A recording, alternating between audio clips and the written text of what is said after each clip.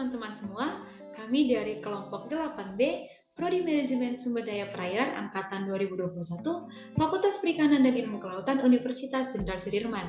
Di sini kami akan mempresentasikan tugas terstruktur kami pada mata kuliah Biologi Laut.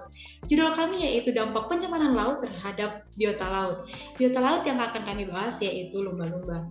Sebelum kami mempresentasikan tugas terstruktur kami, izinkan saya memperkenalkan kelompok 8.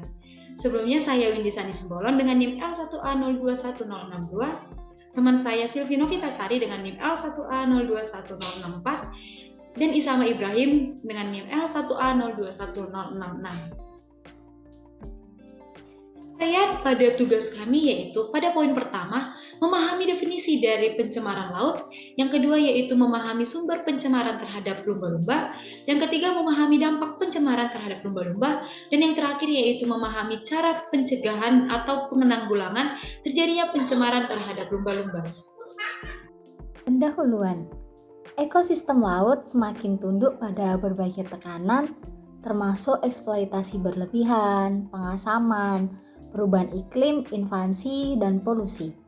Wilayah laut pesisir yang berdekatan dengan pusat populasi manusia utama menjadi sasaran ancaman besar sebagai akibat dari aktivitas manusia, termasuk input antropogenik polutan, khususnya logam berat. Salah satu kontaminan yang menjadi perhatian khusus adalah merkuri. Merkuri sangat beracun dan memiliki efek kesehatan yang merugikan pada mamalia, termasuk gangguan neurologis, imunosupresi, dan gangguan reproduksi yang semuanya dapat menyebabkan kematian. Merkuri merupakan elemen alami hasil aktivitas manusia, termasuk pertambangan dan pembakaran batu bara. Dalam sistem kelautan, merkuri dipertahankan dalam sedimen di mana ia dapat diambil ke dalam jaring makanan dan biomagnifikasi ke konsentrasi tinggi di tingkat trofik atas dan bioakumulasi pada organisme trofik yang lebih tinggi seperti lumba-lumba. Oke, kita masuk ke pembahasan yang pertama. Pembahasan yang pertama ini mengenai pencemaran air laut. Apa sih itu pencemaran air laut? Pencemaran air laut adalah peristiwa masuknya bahan kimia dari limbah industri, perumahan, pertanian, ataupun penyebaran organisme invasif yang berpotensi berbahaya bagi organisme laut itu sendiri. Dalam kasus pencemaran ini banyak bahan kimia berbahaya berbentuk partikel kecil yang dimana dimakan atau diambil oleh plankton dan organisme dasar lainnya, yang dimana sebagian besar mereka ini adalah sebuah pengurai ataupun filter feeder. Maka dari itu racun yang terkonsentrasi di dalam laut masuk ke dalam sebuah rantai makanan. Maka semakin panjang rantai makanan yang terkontaminasi, kemungkinan besar juga semakin besar kadar racun yang tersimpan pada tubuh-tubuh organisme lainnya. Masuk kepada poin kedua pembahasan yaitu sumber pencemaran terhadap lumba-lumba.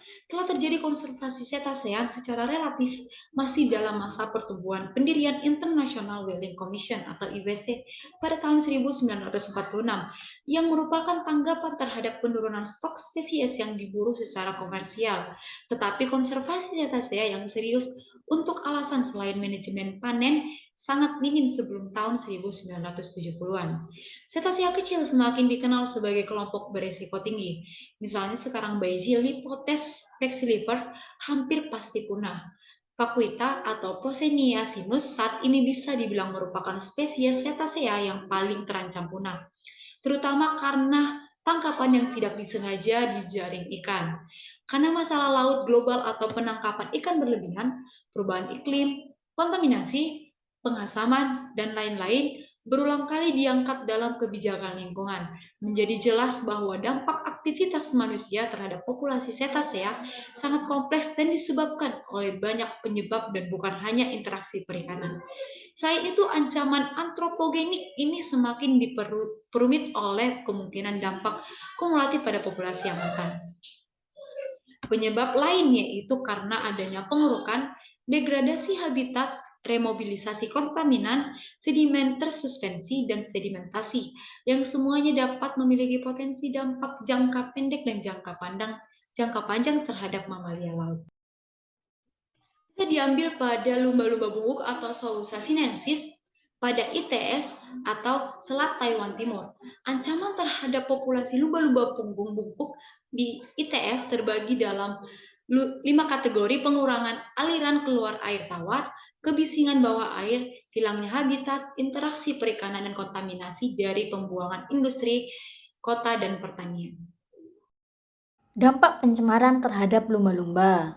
Salah satunya pada lumba-lumba punggung bungkuk atau ITS, dia mengalami paparan kebisingan kronis dari aktivitas kapal penangkapan ikan yang padat dan pelayaran komersial dan industri di dalam habitatnya.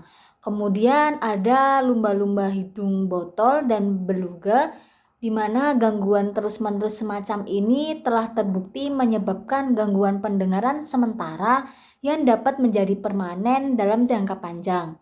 Kemudian selain itu lumba-lumba juga mengalami kondisi fisik yang lemah akibat imunosupresi toksik, stres kebisingan atau malnutrisi yang nantinya berakibat fatal yaitu kematian. Oke, kita masuk ke pembahasan yang keempat. Pembahasan yang keempat ini mengenai pencegahan dan penanggulangan. Dalam hal ini status krisis lumba-lumba bungkuk ITS disebabkan oleh berbagai ancaman yang dilakukan oleh kita sendiri sebagai manusia. Maka dari itu, jika kita ingin menjaga populasi mereka atau ingin populasi mereka bertahan dalam jangka waktu yang panjang, maka diperlukan sebuah mitigasi atau upaya mengurangi resiko penanggulangan, di mana diperlukan sebuah strategi konservasi yang didasarkan pada prinsip kehati-hatian serta tidak dibatasi oleh ketidakpastian ilmiah. Nah, selanjutnya bisa dilakukan langkah-langkah secara signifikan mengenai mengurangi masukan PCB ke lingkungan laut dari sumber darat. Jadi kesimpulannya, pencemaran air laut didefinisikan sebagai peristiwa masuknya partikel kimia dari limbah industri, pertanian, perumahan, kebisingan, atau penyebaran organisme invasif asing ke dalam laut yang berpotensi memberikan efek berbahaya. Lalu, ancaman terhadap populasi lumba-lumba punggung bungkuk ITS terbagi dalam 5 kategori. Yang pertama, pengurangan aliran keluar air tawar, kebisingan bawah air, hilangnya habitat, interaksi perikanan, dan kontaminasi dari pembuangan industri, kota, dan pertanian. Dalam hal ini, mengatasi efek kumulatif dari dampak manusia terhadap populasi adalah masalah yang sangat mendesak. Keadaan genting populasi ini adalah hasil dari berbagai ancaman yang perlu dipertimbangkan secara sinergis untuk menghargai efek sepenuhnya. Sekian dari kami, kurangnya mohon dimaafkan. Semoga presentasi kali ini bisa membawa manfaat bagi kita semua. Wassalamualaikum warahmatullahi wabarakatuh.